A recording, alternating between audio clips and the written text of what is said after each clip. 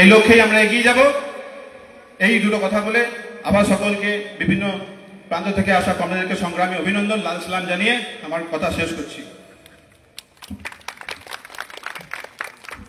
সবার এবার বক্তব্য রাখবে আমাদের বীরভূম জেলা কমিটির সম্পাদক কমরেড আকবর আলী।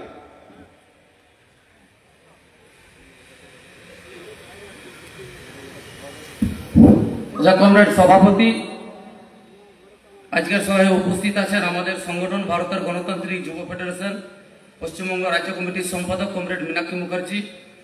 উপস্থিত আছেন আমাদের সংগঠনের রাজ্য কমিটির সভাপতি কমরেড ধ্রুবজ্যোতি সাহা, আমাদের সংগঠনের রাজ্য সম্পাদক মণ্ডলীর সদস্য কমরেড শফিকুল সর্দার, আমাদের জেলার যুব আন্দোলনের নেতৃত্ব এবং আজকে ডিওয়াইএফআই বীরভূম জেলার 21তম সম্মেলন। এই সম্মেলনের প্রকাশ্য সমাবেশে এই এলাকার বিভিন্ন অঞ্চল থেকে যারা এখানে উপস্থিত হয়েছেন তাদের সবাইকে ডিওয়াইএফআই বীরভূম জেলা কমিটির পক্ষ থেকে অভিনন্দন ও লাল সালাম জানাচ্ছি। 26-27 অর্থাৎ আজ এবং কাল আমাদের সংগঠনের 21তম সম্মেলন অনুষ্ঠিত হবে। আমরা প্রথমে দুবরাজপুর শহর পাওয়ার হাউস মোড় থেকে একটা মিছিল করে প্রচণ্ড রোদে কমরেডরা আমাদের সঙ্গে হেঁটেছেন এবং হাঁটবার পর আজকে এখানে এই সভার পর যারা ডেলিগেট আছেন তারা সম্মেলন কক্ষে যাবেন এবং যেসব কমরেড এই সমাবেশে উপস্থিত হয়েছেন তারা বাড়ি যাবেন। আমরা আমাদের সাংগঠনিক বিষয়, আমাদের লড়াই, আন্দোলন, রাজনীতি সবটা নিয়েই আজ এবং আগামীকাল এই দুদিন ধরে আমরা সম্মেলনে আলোচনা হবে। এখন আজকের দিনে দাঁড়িয়ে আমরা যদি সারা পশ্চিমবঙ্গের চিত্র যদি আমরা বিশ্লেষণ করি, আমরা দেখব পশ্চিমবঙ্গে আজকের দিনে দাঁড়িয়ে কোনো অংশের মানুষ ভালো নেই। কৃষক, শ্রমিক, ছাত্র, যুব, মহিলা প্রত্যেকে আজকে আক্রান্ত। কিন্তু সব থেকে আমাদের রাজ্যে যে সম্প্রদায়ের উপরে সব থেকে বেশি আক্রান্ত, যারা সব থেকে ক্ষতিগ্রস্ত, সেটা হচ্ছে যুব সমাজ। একদিকে যুব সমাজ তারা কাজ পাচ্ছে না, তারা পড়াশোনা করবার পর আমাদের রাজ্যে যেহেতু কোনো নতুন করে শিল্প কলকারখানা হচ্ছে না, আমাদের রাজ্যের শিল্প কলকারখানাগুলো যেগুলো ছিল সব বন্ধ হয়ে যাচ্ছে। প্রতিদিন হাজার হাজার শিক্ষিত ছেলেরা কখন আমাদের রাজ্যের বাইরে, কখন আমাদের দেশের বাইরে পরিযায়ী শ্রমিক হয়ে চলে যাচ্ছে। যখন 2011 সালের আগে এই রাজ্যে বামপন্থী সরকার ছিল, প্রতি বছর এসএসসি টেট বিভিন্ন মাধ্যমে, বিভিন্ন সরকারি পরীক্ষার মাধ্যমে বিভিন্ন দপ্তরে সরকারি কর্মচারী, শিক্ষক, শিক্ষিকা নিয়োগ হতো। আমরা এই সরকারের আমলে দেখেছি নিয়োগ প্রায় বন্ধ। কিছুদিন আগে আমরা সুপ্রিম কোর্টের একটা রায় দেখেছি যে প্রায় 26,000 শিক্ষক, শিক্ষিকা এবং শিক্ষাকর্মী তাদের চাকরি চলে গেছে। আজকে এই 26,000 শিক্ষক, শিক্ষিকা যাদের ভবিষ্যৎ আজকে অন্ধকার হয়ে গেল, এই দায়টা কার? এই দায় মমতা ব্যানার্জিকে নিতে হবে। তার কারণ তাদের নেতা মন্ত্রী, তাদের বুথ থেকে আরম্ভ করে কালীঘাটের নেতা মন্ত্রীরা টাকা নিয়েছেন বলে অযোগ্য যোগ্য দুটো ভাগে ভাগ হয়ে গেছে, আর তার জন্য আজকে তাদের চাকরিগুলো চলে গেল। এক অদ্ভুত, কঠিন এবং জটিল পরিস্থিতি। সর্বক্ষেত্রে কৃষক তাদের ফসলের দাম পাচ্ছে না, প্রতিদিন শ্রমিকরা তাদের কাজের যে জায়গা সেগুলো হারাচ্ছে। আমাদের রাজ্যে নারী নির্যাতন, নারীদের উপরে অত্যাচার, ধর্ষণ, খুন, রাহাজানি এগুলো নিত্য প্রয়োজনীয় একটা ঘটনা ঘটে চলেছে। কারণ যারা ধর্ষণ, খুন এগুলো করে বেড়াচ্ছে তাদের উপযুক্ত কোনো সাজা হচ্ছে না, তার কারণে তারা এটাকে তাদের একটা উন্মুক্ত অঞ্চল হিসেবে ধরে নিয়েছে।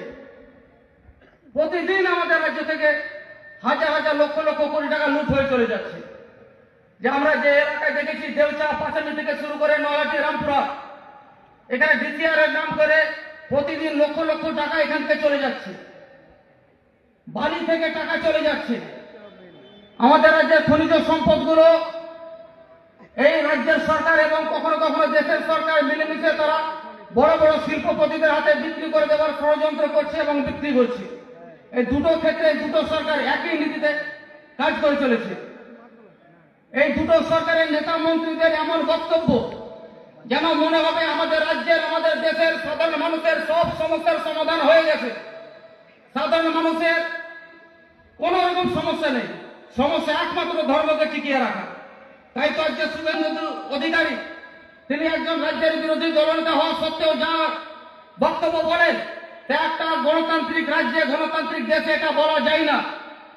দিলীপ ঘোষ যে মন্তব্য করে বেড়াচ্ছেন আমাদের রাজ্যে, এই রাজ্যে একটা দায়িত্ব জ্ঞানহীন নাগরিকের মতো তিনি মন্তব্য করছেন না, তিনি একজন নেতৃত্ব। কিন্তু আমাদের রাজ্য সরকার তাদের বিরুদ্ধে কোন রকম অ্যাকশন নিচ্ছেন না। আমরা এতদিন বামপন্থীরা আমরাই বলতাম যে বিজেপি এবং তৃণমূলের মধ্যে কোনো লড়াই নেই, আদর্শগত নীতিগত কোনো লড়াই নেই। আসলে তারা একই মুদ্রা দুই পিঠ। এখন সাধারণ মানুষ এই কথা বলছে, তৃণমূল কংগ্রেস বিজেপি নেতারাও এই কথা স্বীকার করছে। বিজেপি নেতারা তো স্বীকার করছে যে পশ্চিমবঙ্গে তৃণমূল কংগ্রেস আসার পর পশ্চিমবঙ্গে বিজেপি বেড়েছে, এই কথা তারাও স্বীকার করছে। আমরা বলতে চাইছি যে এটা ঠিক, আমরা সবাই জানি বিজেপি হচ্ছে একটা বড় সাম্প্রদায়িক রাজনৈতিক দল। এই সাম্প্রদায়িক রাজনৈতিক দলের বিরুদ্ধে মোকাবেলা করতে গেলে তৃণমূলের মতো একটা চোর, দুর্নীতিগ্রস্ত, ধান্দাবাজ দলের পক্ষে করা সম্ভব নয়। তার কারণ বিজেপির মতো সাম্প্রদায়িক শক্তির মোকাবিলা করবার জন্য নিজের রাজ্যের গণতান্ত্রিক পরিবেশকে অক্ষুণ্ণ রাখতে হয়, যা তৃণমূল কংগ্রেস এতদিনে করেনি। প্রতিদিন আমাদের রাজ্যের গণতান্ত্রিক পরিবেশকে তৃণমূল কংগ্রেস ভুলুণ্ঠিত করেছে। তাই তৃণমূল কংগ্রেসের বিকল্প কখনো বামপন্থী বিজেপি হতে পারে না, বা বিজেপির বিকল্প কখনোই তৃণমূল কংগ্রেস হতে পারে না। সাধারণ খেটে খাওয়া শ্রমজীবী মানুষ, মেহনতি মানুষ, বেকার ছাত্র যুবদের স্বার্থে সবাইকে বামপন্থীদের এই রাস্তাতেই আসতে হবে, এবং যাতে আগামী দিনে আমাদের রাজ্যটি আবার সঠিক পথে পরিচালিত হয়, যাতে আমাদের রাজ্যের ছেলেমেয়েরা কাজের জন্য ভিন রাজ্যে না যেতে হয়, এই রাজ্যে কোনো একটা কাজের ব্যবস্থা হয়, যাতে আমাদের রাজ্য থেকে কোনো মহিলা, কোনো মেয়ে বাড়ির বাইরে গেলে ফিরে আসা না পর্যন্ত তাদের বাড়ির লোকেরা চিন্তা না করে, এরকম একটা পরিবেশ পরিস্থিতি আগেকার মতো তৈরি হয়। সর্বোপরি একটা গণতান্ত্রিক পরিবেশ ফিরিয়ে আনার জন্য এই দুটো দলকে ক্ষমতা থেকে হটাতেই হবে। আর নিশ্চিতভাবেই পশ্চিমবঙ্গের শুভবুদ্ধি সম্পন্ন মানুষ আগামী দিনে এই সিদ্ধান্ত নেবে, এই আশা এবং ভরসা আপনাদের উপর রেখে আমি আমার বক্তব্য শেষ করছি। ইনকলাব জিন্দাবাদ, ডিওএফআই জিন্দাবাদ। কমরেড, এবার আমাদের সামনে বলবেন আমাদের ভারতের গণতান্ত্রিক যুব ফেডারেশন পশ্চিমবঙ্গ রাজ্য কমিটির অন্যতম সদস্য, সেই সঙ্গে কেন্দ্রীয় কমিটির সদস্য DOFI comrade Shafiqul Sardar. Comrade সভাপতি, এখানে উপস্থিত আছেন আমাদের সংগঠনের রাজ্যের সম্পাদক, সভাপতি সহ এই জেলার আমাদের সংগঠনের বর্তমান প্রাক্তন নেতৃত্ব, এবং সর্বোপরি আজকে প্রচন্ড গরম, মাথার উপরে রৌদ্র নয়, মনে হচ্ছিল আগুন নামছে, নিচে পাকা রাস্তা দিয়ে গরম উঠছে, আর উপর থেকে সূর্যের তাপ নামছে। আর সেই তাপকে উপেক্ষা করে এই সমাবেশে যারা মিছিল করেছে, হাজির হয়েছে, তাদের সকলকে আরো একটা সংগ্রামী অভিনন্দন। আমাদের এই সংগঠন এই রাজ্যের মাটিতে পথ চলতে শুরু হয়েছিল কমরেড বুদ্ধদেব ভট্টাচার্য, কমরেড দীনেশ মজুমদারদের নেতৃত্বে। কমরেড বুদ্ধদেব ভট্টাচার্য, কমরেড দীনেশ মজুমদার সেই 1968 সালে আওয়াজ তুলেছিলেন, সবার জন্য আমরা শিক্ষা চাই, সবার পেটে ভাত চাই, আর সবার হাতে কাজ চাই। পশ্চিমবাংলায় গিয়েছিল কমরেড বুদ্ধদেব ভট্টাচার্য। শুধু আমাদের সংগঠনের প্রাক্তন নেতা ছিলেন না, এ রাজ্যের মুখ্যমন্ত্রী হয়েছিলেন। যে আওয়াজ 1968 সালে তুলেছিলেন, এ রাজ্যের মুখ্যমন্ত্রী হওয়ার পরে এ রাজ্যের মাটিতে সেই দাবি, যে দাবি 68 এ বাংলার রাস্তাঘাটে তুলেছিলেন, সেই দাবি বাস্তবায়িত করতে সফল হয়েছিলেন। আজকে আমরা এখানে যখন মিলিত হয়েছি, যখন আমরা সাদা ঠান্ডা হাতে করে সবার হাতে কাজের কথা বলি, তখন আমাদের মনটা কেউ কেউ দ্বিধা বিভক্ত করে দিতে চায়। আজকে জ্বলন্ত ঘটনা আমরা দেখলাম, আমাদের রাজ্যে চাকরি বিক্রি হয়েছে। 2014 সালে প্রাইমারি টেস্ট পরীক্ষা যখন হলো, চাকরি বিক্রি হয়েছে। রাস্তায় দাঁড়িয়ে কমরেড মীনাক্ষী মুখার্জিরা প্রতিবাদ করতে গেলে তাদের জেলে পাঠানো হয়েছিল কলকাতার রাস্তা থেকে, পুলিশ অ্যারেস্ট করে জেলে পাঠালো। সেদিন মানুষ বিশ্বাস করেননি। 2016 সালের এসএসসি 1800 সেপ্টেম্বর মাসে নিয়োগ হলো বিভিন্ন স্কুলে, সেদিনও আমরা বলেছিলাম হাই স্কুলের মাস্টার নিয়োগ এর পরীক্ষায় ব্যাপক হারে দুর্নীতি হয়েছে, সেদিনও পশ্চিমবাংলার মানুষ বিশ্বাস করেননি। কিন্তু আজকে দেশের সর্বোচ্চ আদালত চোখে আঙুল দিয়ে দেখিয়ে দিলেন এ রাজ্যের সরকার চাকরি বিক্রি করেছিল। কিন্তু পাশাপাশি এই কথাটাও আমাদের জোর দিয়ে বলতে হবে, 25,753 জন সবাই অযোগ্য না, সবাই অযোগ্য না, কয়েক হাজার তার মধ্যে এখানে বসে আছেন এইরকম খেটে খাওয়া গরিব পরিবারের ছেলে মেয়েরা, 15টা 20টা বছর রাতে ঠিক মতো যারা ঘুমায়নি, মাঠে কাজ করেছে, বাবার সাথে মাঠে কাজে গেছে, আবার সন্ধ্যা হয়েছে পড়তে বসেছে, স্কুলে গেছে, একাধারে পরিশ্রম পাশাপাশি লেখাপড়া করে যারা নিজের যোগ্যতায় চাকরি পেয়েছিলেন, আজকে সরকারের অপদার্থতার কারণে, সরকারের দুর্নীতির কারণে যোগ্য অযোগ্য সবার চাকরি সুপ্রিম কোর্টের নির্দেশে চলে গেল। এখন বলা হচ্ছে বামপন্থী নেতা আমাদের উকিল বিকাশ রঞ্জন ভট্টাচার্য নাকি চাকরি খেয়েছেন। তাহলে আজকে কি বলতে চাইছে আমার তৃণমূলের বন্ধুরা, যারা সাদা খাতা জমা দিয়ে চাকরি পেল, যারা 55 নম্বরের পরীক্ষা দিয়ে 4, 5, 6 পেল, তাদের চাকরি হলো, আর বীরভূমের গরিব খেটে খাওয়া ক্ষেত মজুরের ছেলে, টোটো চালকের ছেলে, রিক্সা চালকের ছেলে, ইটভাটার শ্রমিকের ছেলে, যার চাকরিটা হয়নি, এটা ন্যায় হয়েছে না? আমরা বিশ্বাস করি না, এটা ন্যায় হতে পারে না।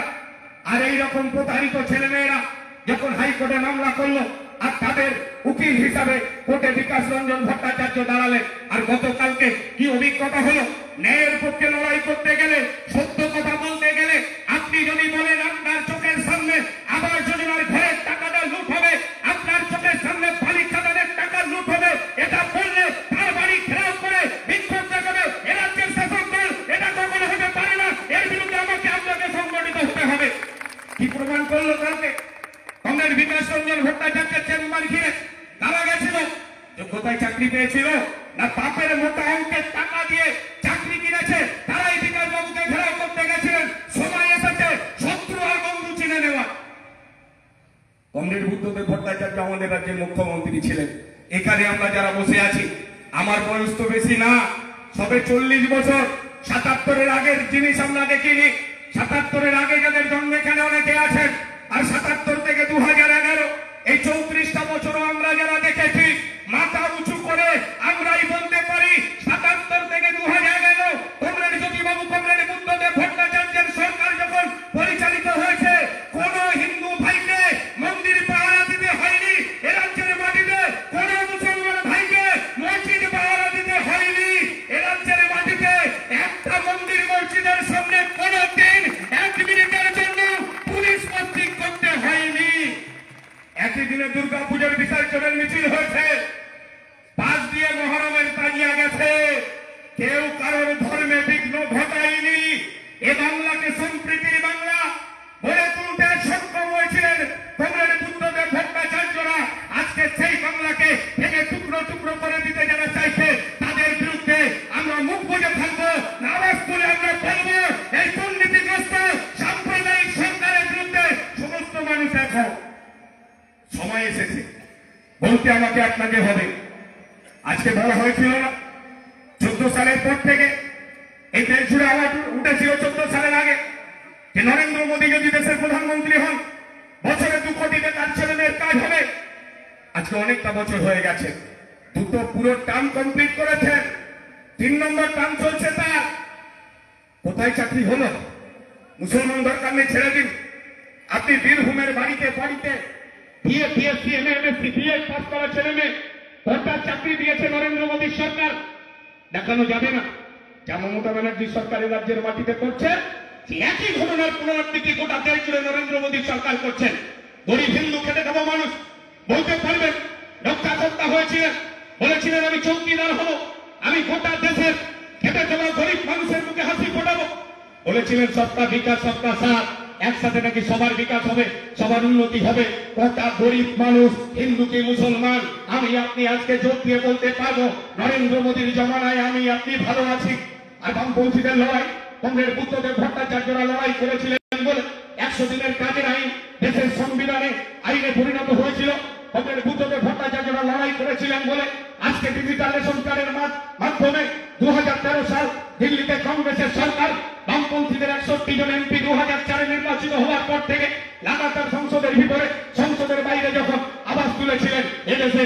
গরিব মানুষ 70-75% মানুষ যারা বিপিএল তালিকাভুক্ত, তাদের আমরা রেশনের সুব্যবস্থা দরকার। Metric ton lakh lakh metric ton রেশনের চাল সরকারি গুদাম থেকে এফসিআই থেকে বঙ্গোপসাগরে ফেলে দিতে হতো, চালে পোকা ধরতো, পচে যেত। বামপন্থীরা লড়াই করে সেই চাল যাতে আর বঙ্গোপসাগরে না ফেলতে হয়, সেই এফসিআই গুদাম থেকে যাতে গাড়ি লাইন দিয়ে চাল মানুষের রেশনের মাধ্যমে মানুষের গাড়িতে যেতে পারে, তার জন্য লড়াই করেছিলেন, স্বাক্ষর সংগ্রহ করেছিলেন বামপন্থীরা।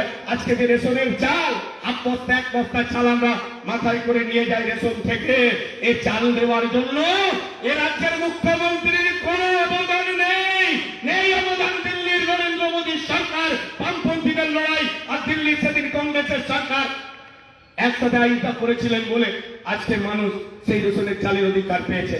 আজকে আলী বলছিল, তাপস বলছিল, আজকে বীরভূমের প্রত্যন্ত গ্রাম এলাকার ছেলে মেয়েদের কাজে যেতে হয়।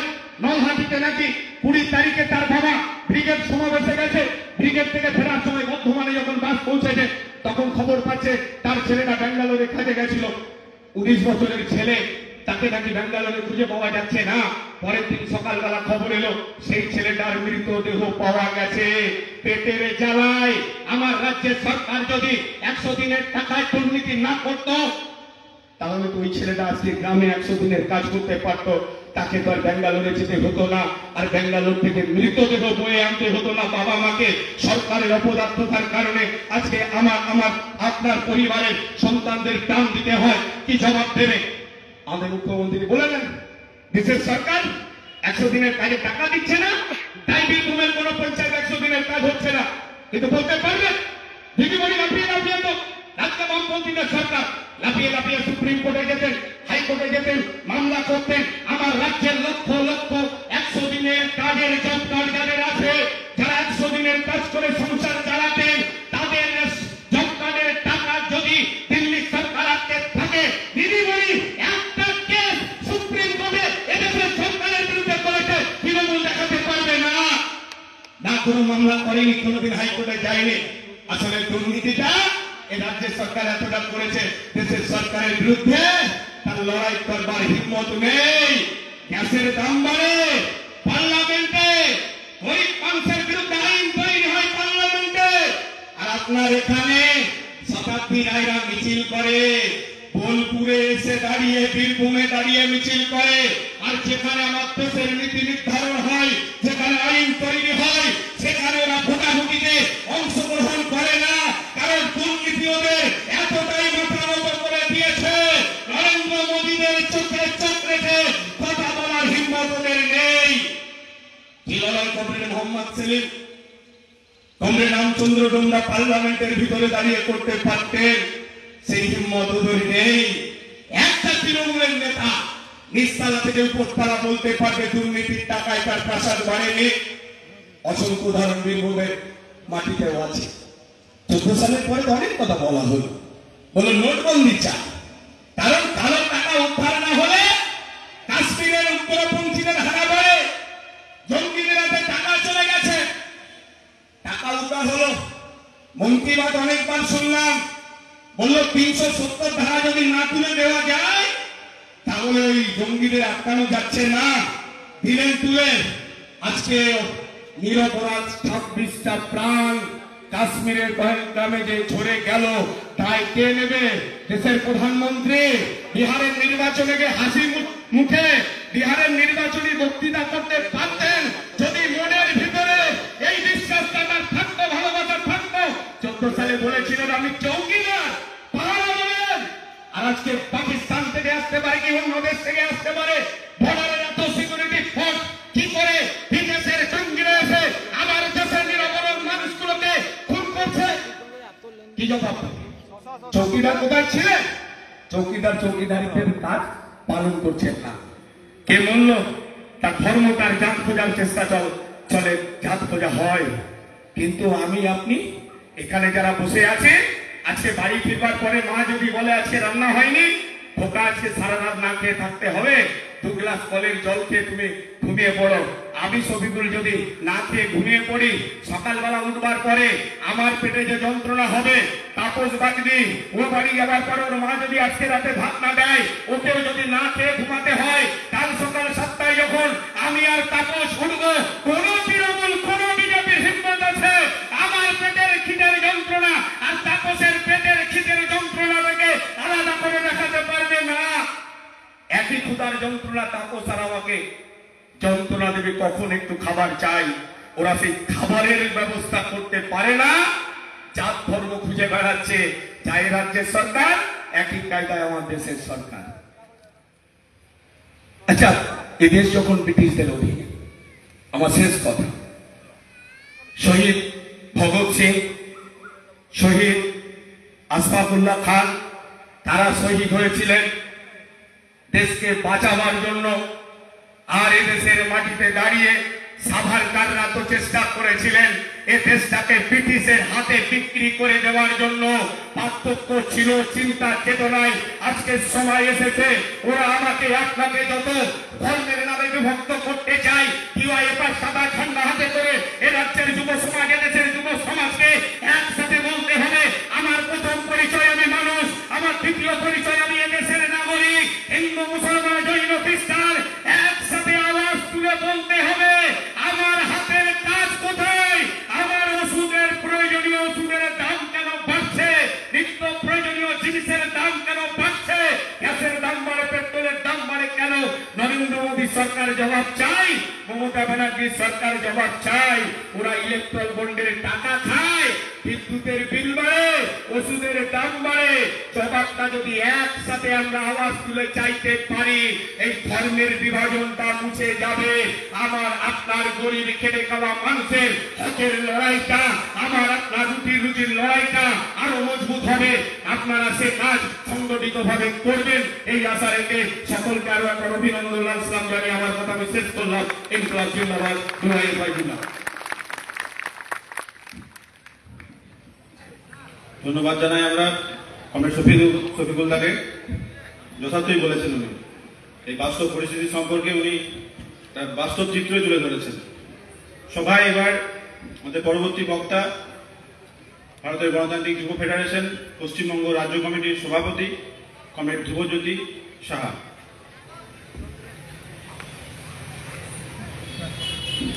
আচ্ছা, কংগ্রেস সভাপতি মঞ্চে উপস্থিত আছে আমাদের রাজ্যের সম্পাদক কমরেড মীনাক্ষী মুখার্জি,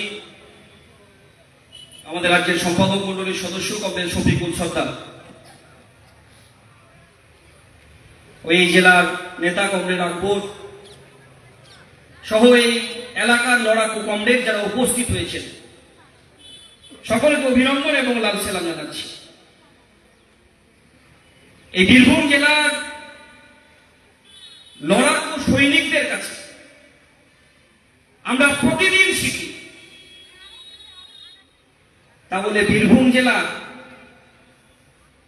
যারা চরম চরম ধাক বাড়ানোর কথা বলেছিলেন, যারা পিঠের চামড়া তুলে দেবার কথা বলেছিলেন, যারা গুড় বাতাসা খাবার কথা বলেছিলেন, তাদের কাছ থেকে আমরা শিখি না, আমরা শিখি এই বীরভূম জেলার মেহনতি খেটে খাওয়া মানুষের উপর যারা প্রতিদিন লড়তে শিখিয়েছে, যারা প্রতিদিন এই বীরভূম জেলার মাটিতে বর্গাদারের আন্দোলন থেকে, পাট্টাদারের আন্দোলন থেকে, প্রতিদিনের শ্রমিক, কৃষক, ক্ষেত মজুরের আন্দোলনকে প্রতিদিন মজবুত করেছে, আমরা তাদের কাছ থেকে শিখি।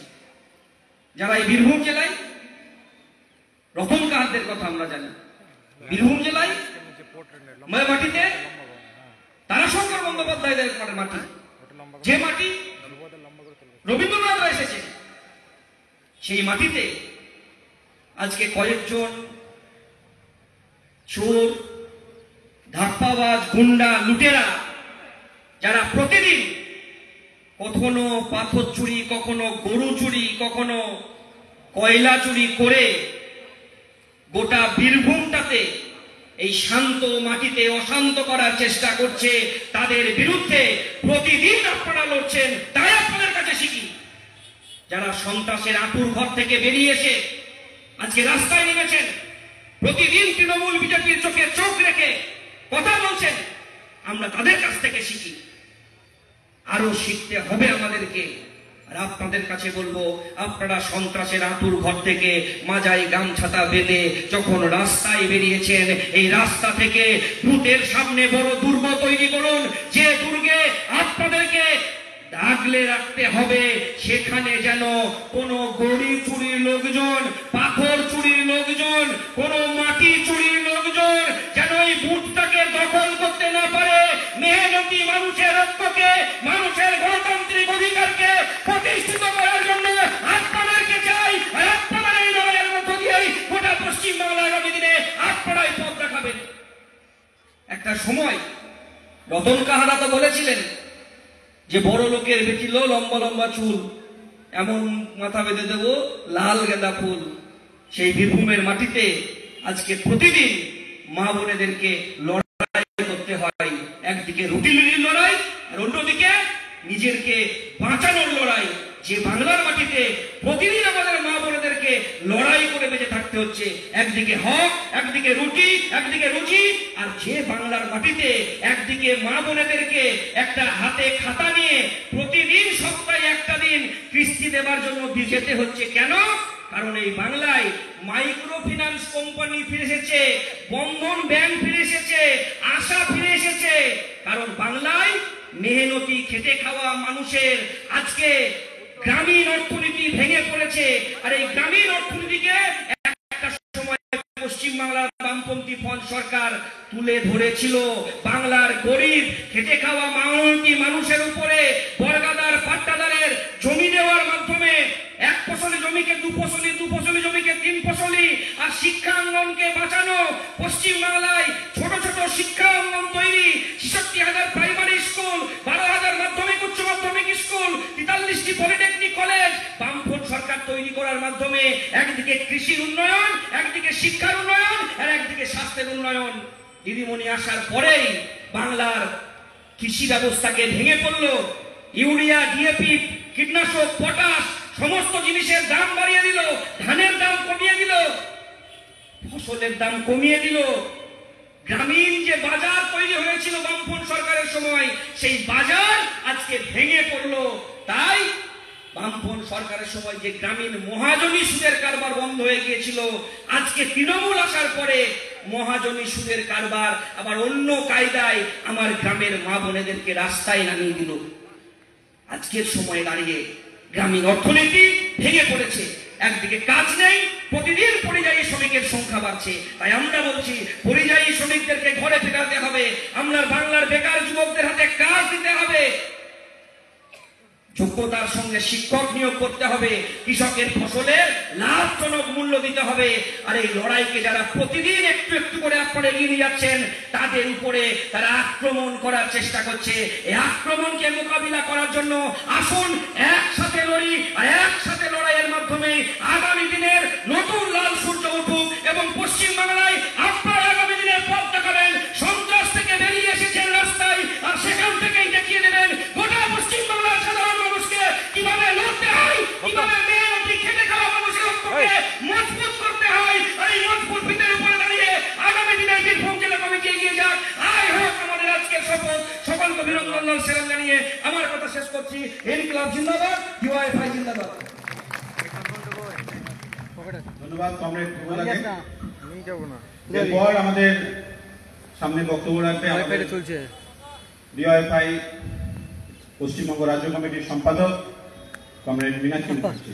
পাপড় ছেলবি? না না, কি খাবি? পাপড়। সাথী সভাপতি মঞ্চে উপস্থিত আছেন আমাদের সংগঠনের রাজ্যের নেতারা, আমাদের এই জেলার নেতারা, আমাদের এসএফআই রাজ্যের এবং এই জেলার নেতারা, ছাত্র যুব আন্দোলনের বর্তমান প্রাক্তনীরা আছেন। জেলাটার নাম বীরভূম, বীরেদের ভূম। মানে এই মাটি আমাদের আদিবাসী বনবাসীদের মাটি।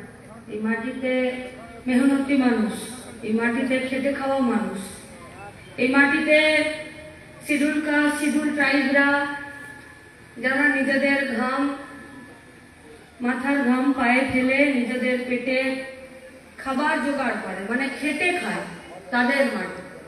এই মাটি আমাদের কাছে সংগ্রামের মাটি, লড়াইয়ের মাটি। সেই মাটিতে আমাদের যে জেলা কমিটি, সেই জেলা কমিটি সম্মেলন আজ শুরু হবে, কালকে শেষ হবে। এই সংগঠনে থাকার সুবাদে এই নিয়ে তৃতীয়বার আমার এই জেলার জেলা সম্মেলনে থাকার সুযোগ হয়েছে। আজকের দিনটা এবং এই পরিস্থিতিতে আমাদের কাছে, আমাদের সংগঠনে জেলা সম্মেলনের গুরুত্ব অনেক বেশি। নিশ্চিতভাবে আর কিছুক্ষণ পরে আমাদের সম্মেলন শুরু হবে। সেই সম্মেলনে আমরা বিগত সময়ে কি করলাম, আগামী দিনে কি করব, এইসব তার চুলচেরা বিশ্লেষণ হবে, সমালোচনা হবে, আত্মসমালোচনা হবে, আলোচনা হবে। তারপরে একটি কমিটি তৈরি হবে, তারপরে নেতা ঠিক হবে এবং আগামী 2 বছর আবার এই জেলা কমিটি গোটা বীরভূম জুড়ে কি করবে তার কাজ ঠিক হবে। তাহলে সেই কাজের মধ্যে প্রথম কাজ আমরা যেটা বলছি যে ঠিক করব, সেটা হলো, দেখুন ওই পিছনে দিদিমণি হেসে হেসে বলছে যে চারিদিক পরিষ্কার রাখুন আর সতর্ক থাকুন। আমরা কথা দিচ্ছি চোর চোট্টা দাঙ্গাবাজদেরকে বীরভূম থেকে সরাবো, এইটা হবে আমাদের প্রথম কাজ। আর আপনাদেরকে বলছি, আমরাও বলছি সতর্ক থাকুন, আমরাও সতর্ক থাকবো, যাতে এই চারিদিক চোর চোট্টা চিটিংবাজ দাঙ্গাবাজকে সরাতে গিয়ে আমরা যাতে না ভাগে পড়ে যাই। ভাগ হলে লড়াই দুর্বল হবে, কোনো ভাগ চলবে না। হিন্দুর ভাগ চলবে না, মুসলমানের ভাগ চলবে না, ব্রাহ্মণ আদিবাসী দলিত উঁচু জাতি নিচু জাতি বড় লোক গরিব লোক না, কোনো ভাগ চলবে না। ভাগ একটা চলবে, একটা লুটে খাওয়া যেটা কেষ্ট কাজল না, আর একটা খেটে খাওয়া যারা এই মাটিতে নিজেদের বদল খাটিয়ে মাথার ঘাম পায়ে ফেলে খেটে খায়, তাদের ভাগ। তাই যারা লুটে খাওয়ার আছে তাদেরকে হটাতে হবে। বিশ্বাস রাখুন, সাদা ঝান্ডা লাল তারা ভগৎ সিংদের দল, তাদের সংগঠন, শফিকুল্লাহ বলেছে, বুদ্ধদেব ভট্টাচার্য, দীনেশ মজুমদার দেব, ডিওয়াইএফ, ডিওয়াইএফআই, আজও অসংখ্য ছাত্র যুবরা এই সবার জন্য কাজ ও শিক্ষার দাবিতে কোনোদিন জেলে যাচ্ছে, কখনো শহীদ হচ্ছে, কখনো মিথ্যে কেসে আছে, কখনো বাড়ি ছাড়া হচ্ছে, কখনো ক্ষতিপূরণের জন্য তাদেরকে নিজেদের জমি বাড়ি বেচে দিতে হচ্ছে, কিন্তু তবুও ঝান্ডাটা কান থেকে নামানোর 1 মিনিটের জন্য ভাবেনি। আবার রাস্তায় নামছে, আবার লড়ছে। আজকে এই সকালটা দেখুন, कितना धूप था, कितना गर्मी था, और जब हम सब मिलकर रास्ते पर उतरे तो देखिए ছায়া চলে এলো। বামপন্থীরা রাস্তায় একসাথে নামলে যে কোনো সমস্যাকে আর বিপদকে আমরা একসাথে সেই বিপদকে উতরে দিয়ে নিজেদের রুটি রুজির দাবিকে আমরা করতে পারি এবং রাস্তায় দাঁড়াতে পারি। কি বলছে গোটা পশ্চিমবঙ্গ জুড়ে আজকে করে ডাক্তারটা রেপ করে দিল, খুন করে দিল, বলছে দিদির উপরে ভরসা রাখুন। একটা ডাক্তার মেয়েকে রেপ করে খুন করে দিল, বলছে ভরসা রাখুন। 26,000 চাকরি তো গেল, কিন্তু 22 লাখ ছেলে মেয়ে তো পরীক্ষা দিয়েছিল।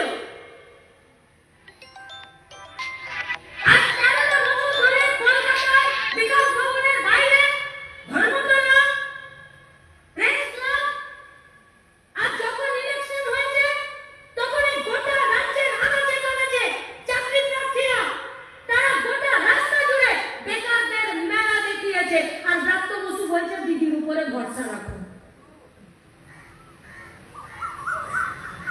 এই পশ্চিমবঙ্গের মাটিতে এই জেলা অনুব্রত মণ্ডলরা গোলবাজার করে দিল, সিবিআই তদন্ত মাঝপথে থেমে আছে, এরা বলছে দিদির উপরে ভরসা রাখুন।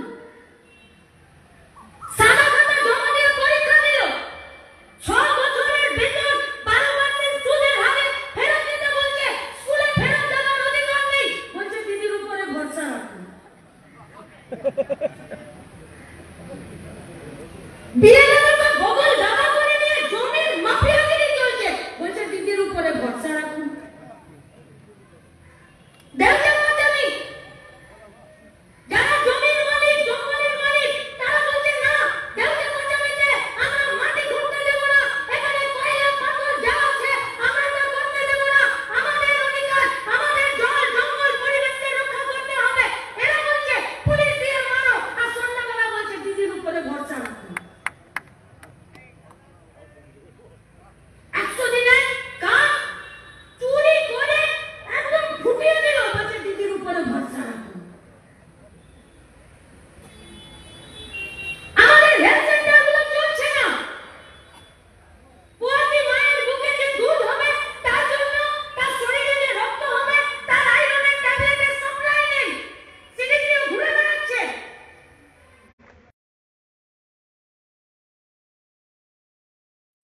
ভরসা রাখুন। মিড ডে মিলের কর্মীরা, অঙ্গনওয়াড়ির কর্মীরা 6 মাস নিজেদের ভাতার টাকা পাচ্ছে না। এরকম থেকে ধার নিয়ে দোকান থেকে চাল কিনছে, সবজি কিনছে, বিল কিনছে, তবে গিয়ে জানাচ্ছে বলছে বিল হয়নি 6 মাসে। আর ওরা ইন্ডোর স্টেডিয়াম আমাদের ট্যাক্সের টাকাতে ভাড়া করে নিয়ে বলছে যে আরে বাবা দিদির উপরে ভরসা রাখুন না। কাটাকাটি মারামারি চলছে, বলছে দিদির উপরে ভরসা রাখুন। একবার করে ভাবছি যে এটা দিদি না দিদি গেঞ্জি যে চোখ বন্ধ করলেই ভরসা করা যায়, বোঝা যাচ্ছে না। খয়রাসোল, মারগ্রাম, নলহাটি, গোটা বীরভূমের একটা ব্লকের নাম বলুন তো যেখান থেকে আমাদের বাড়ির আমাদের গাঁয়ের ছেলেমেয়েগুলো পরিযায়ী শ্রমিক হয়ে নিজেদের কাজ, নিজেদের জীবন, নিজেদের ভবিষ্যৎ, নিজেদের পরিবার কোনো কিছু তোয়াক্কা না করে শুধুমাত্র পেটের খিদে নিবারণের জন্য বাইরের রাজ্যে পড়ে আছে। আছে ভিডিওর কাছে কোনো লিস্ট? পঞ্চায়েতের প্রধানের কাছে कितना लोग बीरभूम से आज बाहर के राज्य में है, चाहे वो झारखंड हो, चाहे वो कर्नाटक हो, चाहे वो बेंगलुरु हो, चाहे वो गुजरात हो या केरल हो, नहीं কিন্তু ওরা যদি বাইরের রাজ্যে টাকা 10, 12, 15 হাজার টাকা ইনকাম করতে না পারে আর বীরভূমকে যদি 6,000, 8,000 মাস গেলে টাকা না পৌঁছাতে পারে তো সিউড়ি, সাঁইথিয়া, বীরভূম, খয়রাসোল, নলহাটির বাজারগুলো চলবে না। কেউ মুদির দোকানে চাল কিনতে পারবে না আর কেউ কাপড়ের দোকানে একটা গামছা কিনতে পারবে না।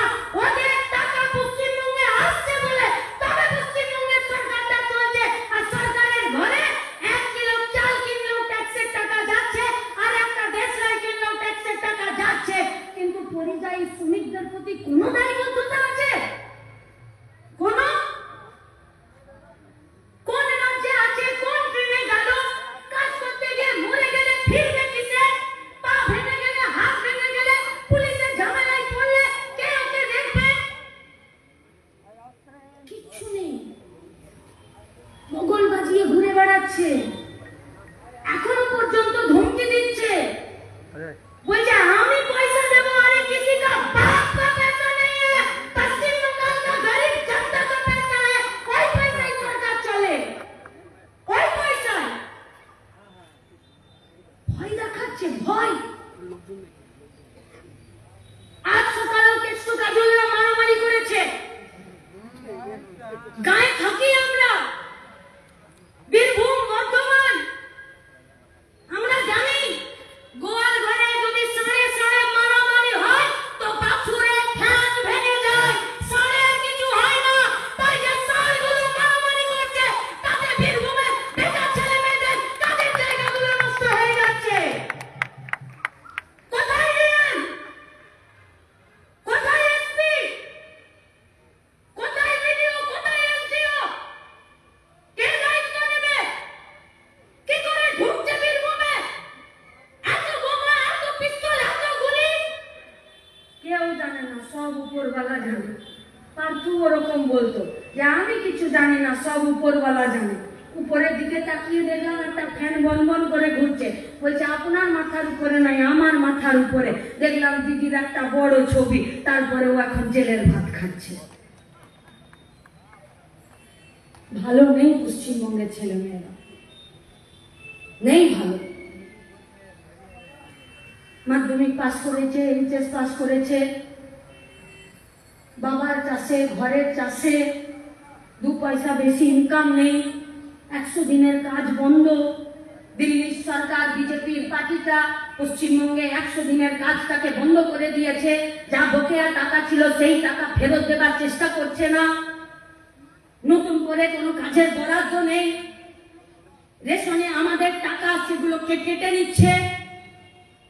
আমাদের লেখাপড়ার জন্য যা ব্যবস্থা, স্কুলের গেটে তালা দিয়ে দিচ্ছে। শুধু পশ্চিমবঙ্গে 6,607টা স্কুলে একটা করে দিদিমণি বা মাস্টার, তারা একদম মিলে স্কুল চালাচ্ছে। আর শহরের স্কুলগুলোতে 2,500 করে মাস্টার সারপ্লাস, উদ্বৃত্ত বাড়তি মাস্টার আছে।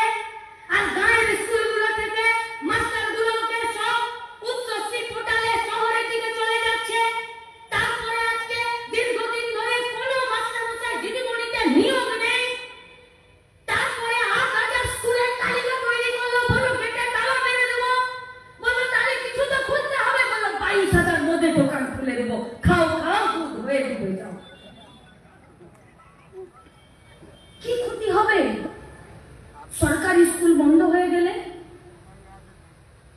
26,000 মাস্টার দিদিমণিরা বেতন পাবে না?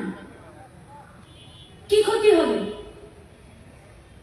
স্কুলে যদি মাস্টার দিদিমণিরা না যায় কি ক্ষতি হবে?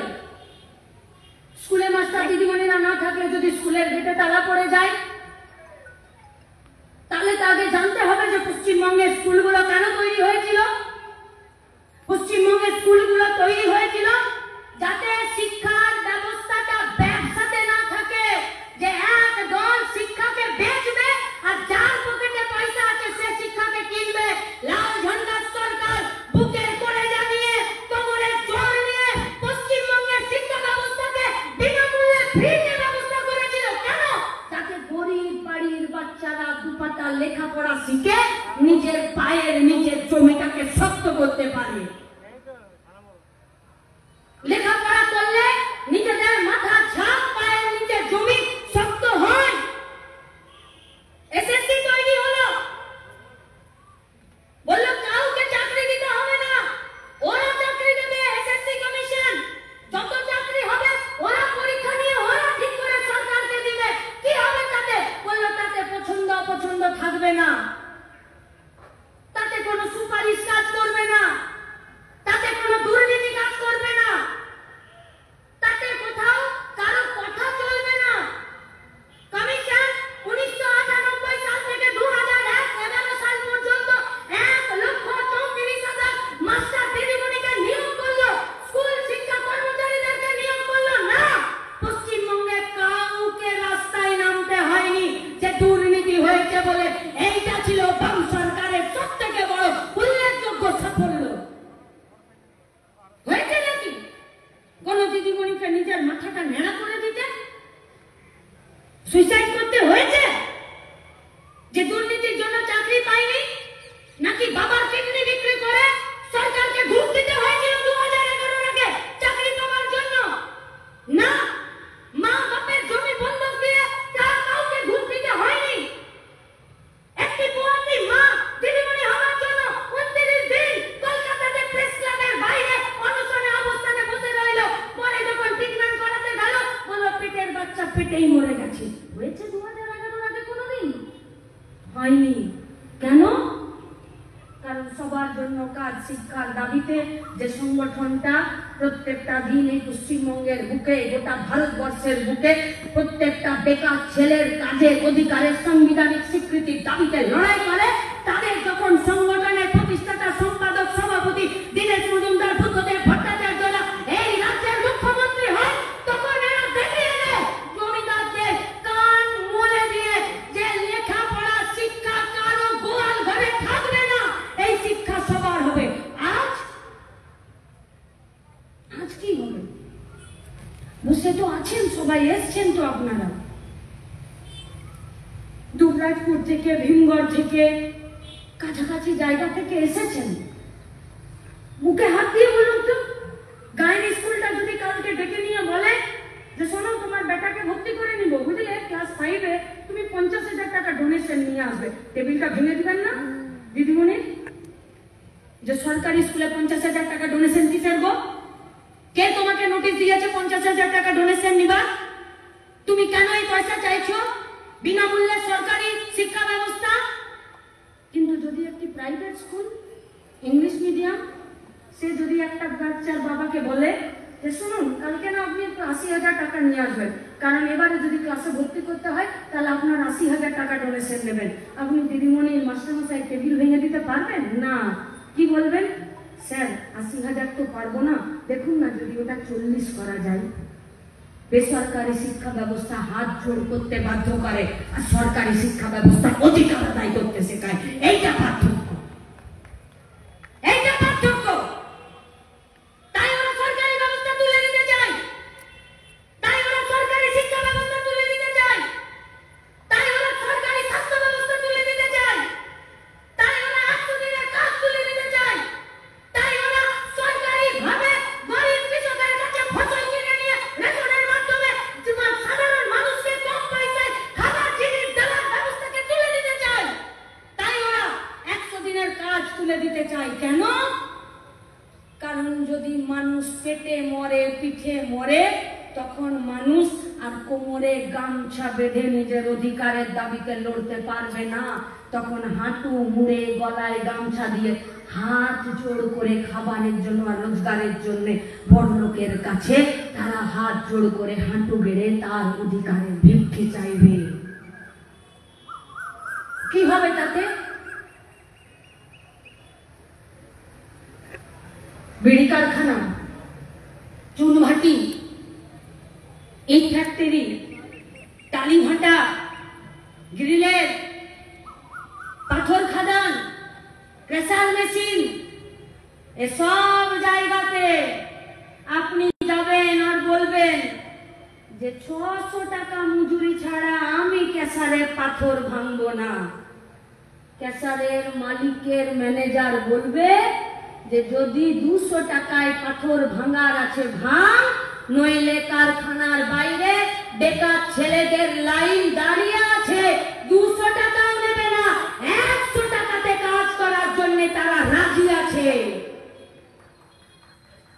কারখানার বাইরে বেকার ছেলে মেয়েদের লাইন লম্বা বলে সরকারি অফিসে, আদালতে, স্কুলের ভেতরে, কারখানার ভেতরে, সংগঠিত ক্ষেত্রে শ্রমিকের কর্মচারীর আন্দোলন জমে যায়, তাদের উপরে অত্যাচার বাড়ে। কেন?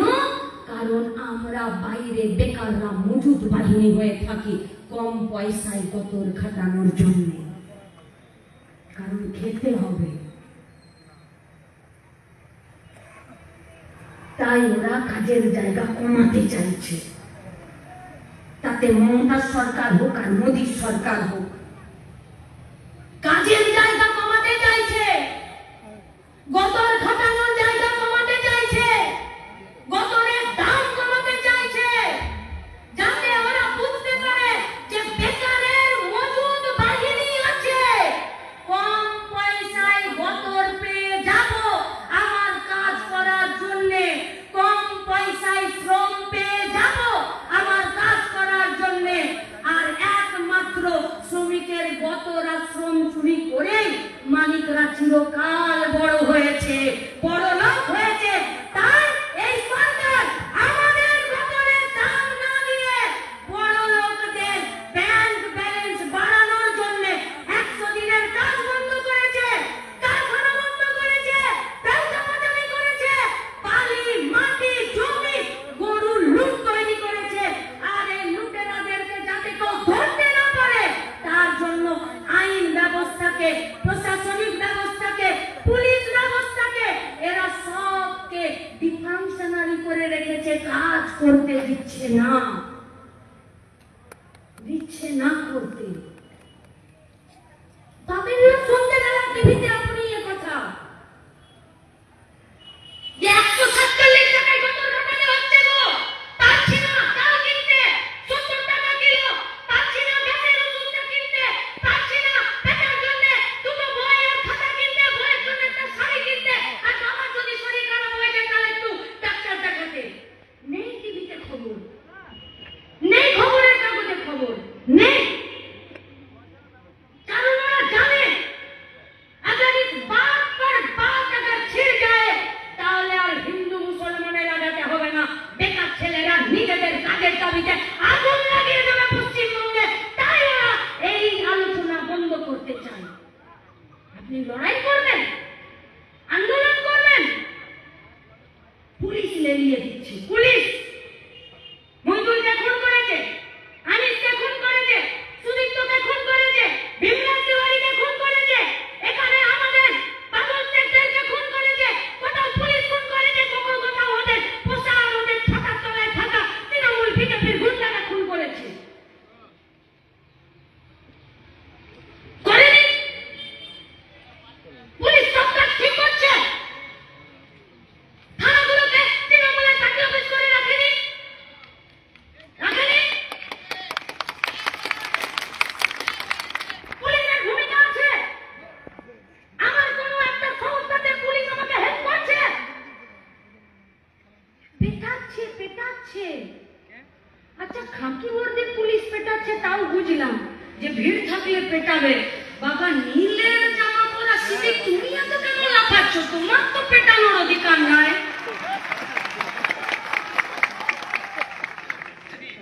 এ তো বাসের থেকে কঞ্চি বড় হয়ে গেল।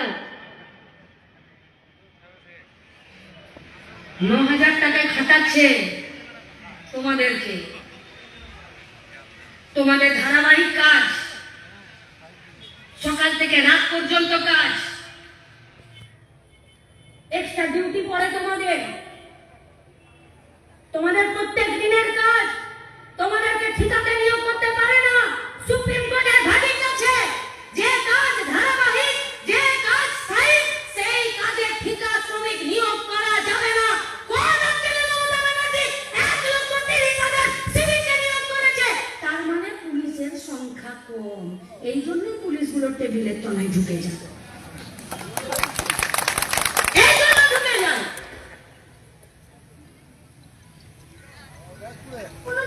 আইপিএস এর বেটা চলে এসছে, এমন রোডের উপরে দাঁড়িয়ে আর পিকআপ দাঁড় করিয়ে আর গাড়ি চেক করছে। তোমার অধিকার আছে তো গাড়ির পেপার চেক করা?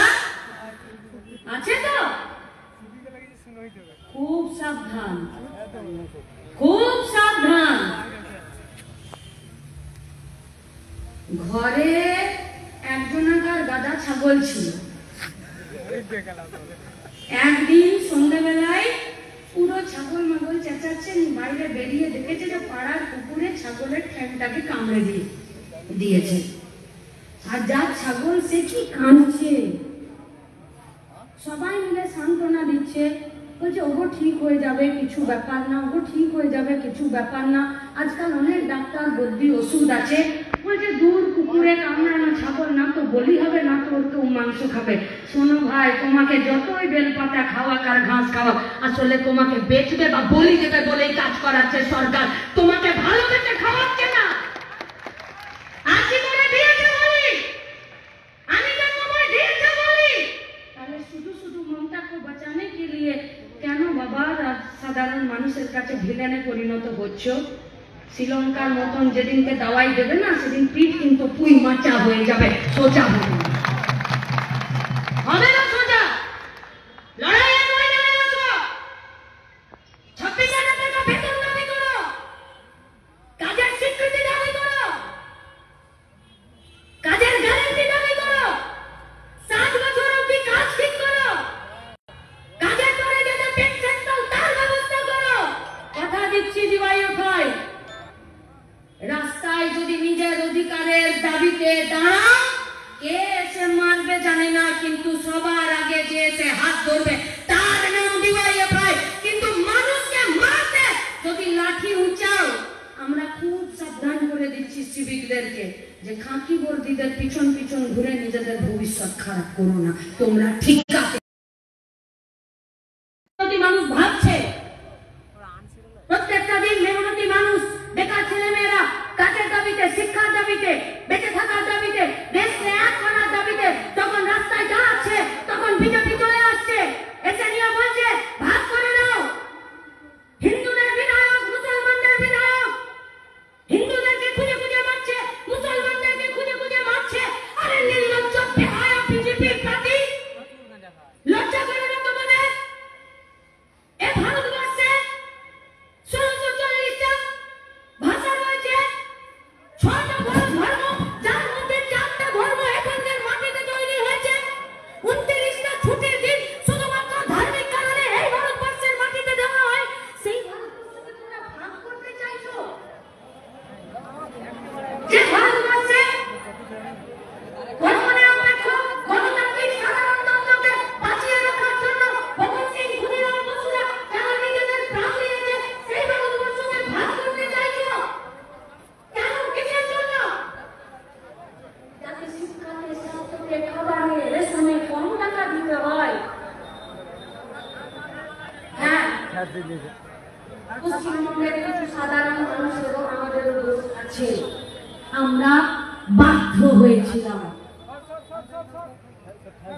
কেউ গরু পাচার করেছে, কেউ বালি পাচার করেছে, কেউ মাটি পাচার করেছে, কেউ কয়লা পাচার করেছে, কেউ দারুর দোকান দিয়েছে।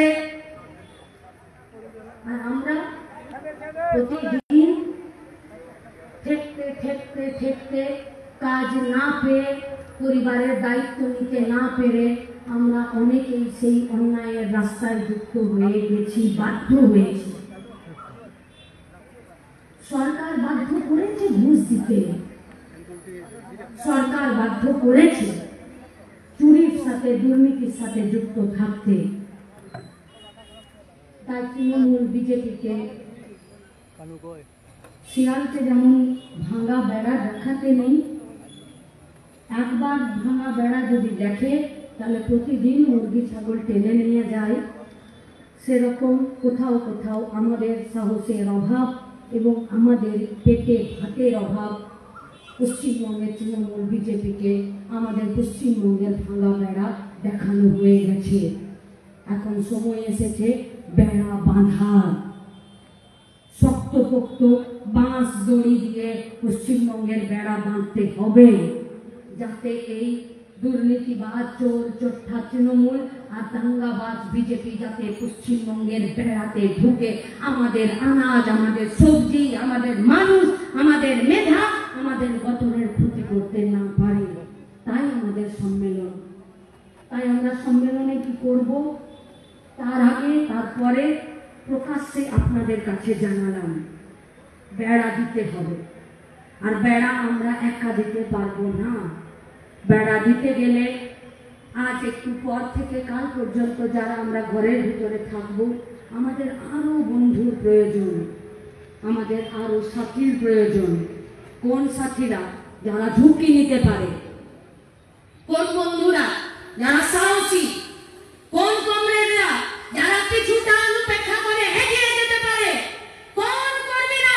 যে কর্মীরা জানে যে সামনে বিপদ তবুও পিঠ দেখিয়ে পালিয়ে আসে না। সেই কর্মীদের জন্য গোটা বীরভূম জেলা আগামীকাল থেকে আগামী 2 বছরের জন্য রাস্তায় নামবে আমাদের বন্ধু বাড়াতে, বৃত্ত বাড়াতে। আর যারা এই বীরভূমের, আমাদের রাজ্যের, আমাদের গোটা দেশের শত্রু, তাদেরকে কোণঠাসা করার জন্য। তাই বিজেপি, আরএসএস, তৃণমূল যারা প্রত্যেকটা দিন এই ভারতবর্ষকে ভাঙতে চায়, আমাদের রুটি রুজিকে খেতে চায়, তাদের বিরুদ্ধে রাস্তার লড়াইয়ে আপনাদের প্রত্যেককে সামিল হওয়ার আহ্বান জানিয়ে আমার কথা শেষ করছি। ইনকালাব জিন্দাবাদ। দুবাই।